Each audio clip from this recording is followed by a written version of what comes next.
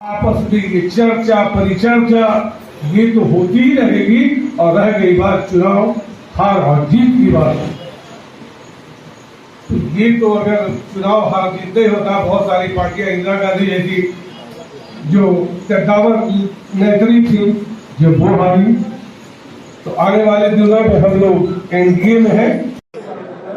क्योंकि सीमांचल के बारे में सब लोगों को पता है कि सीमांचल में किस ढंग की राजनीति और किस ढंग से जो है चुनावी परिणाम आते हैं। यहाँ परिणाम समय समय पर बदलते रहता है और हम लोग इस बार जो कटिहार पार्लियामेंट का चुनाव लड़े, हम तो अपने सभी जनता दल यूनाइटेड और एनडीए के साथियों को धन्यवाद देते हैं जिन्होंने कठोर परिश्रम और मेहनत की और हम लोग 5,17,000 वोट लाए और 5 लाख से अधिक वोट ला करके एक मिनिमम मार्जिन में हारे। कुछ कमियां रही, हर तरह का मैनेजमेंट होता है, लीकेज रहा है, हम लोग जो कमियां रही है उसका सब चीज़ हम लोग के सामने आ गया है।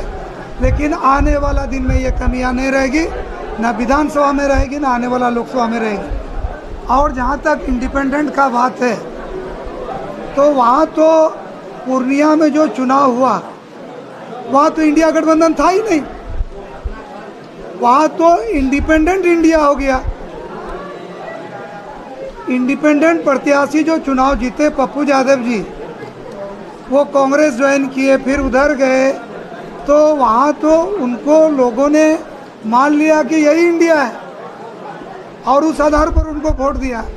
तो बोल रहे हैं इंडिपेंडेंट, वो तो अभी भी बोल रहे हैं कि हम तो भाई कांग्रेस से जुड़े हुए हैं, मेरा सोच कांग्रेस है, मेरा भाव कांग्रेस है, तो अपने हिसाब से बोल रहे हैं। तो वहाँ भी हमारे जो प्रत्याशी है बहुत वोट से नहीं आ रहे। तो राजनीति में कई तरह की बातें होती है, कई तरह की स्थिति परिस्थिति होती है। तो हम लोग पूर्णिया का सीट लॉस किए, किशनगंज हम लोग मजबूती से लड़े, पूर्णिया भी 5 लाख से अधिक लाए। और जहाँ तक जो आप रुपौली की बात करते हैं, रुपौली में इंडिया गठबंधन आरजेडी जेडीयू ने लड़ा, जो उम्मीदवार आरजेडी से लड़ा वो जेडीयू का उम्मीदवार था। तो अचानक बहुत सारा चीज़ समीकरण चेंज नहीं होता है और उपचुनाव कोई सरकार बनाने के लिए नहीं होती है। तो इस उपचुनाव में क्योंकि जो चुनाव जीते हैं वहाँ से प्रत्याशी ये शंकर सिंह जी, वो कई बार एक बार चुनाव जीते थे और एलजेपी से, लेकिन उनकी शपथ ग्रहण नहीं हुई।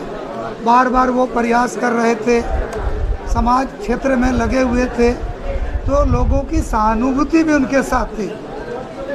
लेकिन हम इतना कहना चाहेंगे कि अचानक उम्मीदवार बदलाव के बाद भी जनता दल यूनाइटेड का प्रत्याशी जबरदस्त मूव किया और हम लोग थोड़े से वोट से चूक गए, लेकिन हम लोग के वर्करों ने और जनता ने मजबूती के साथ जो है हमारे प्रत्याशी को वोट दिया है। इसके लिए वहाँ की जनता को भी हम लोग धन्यवाद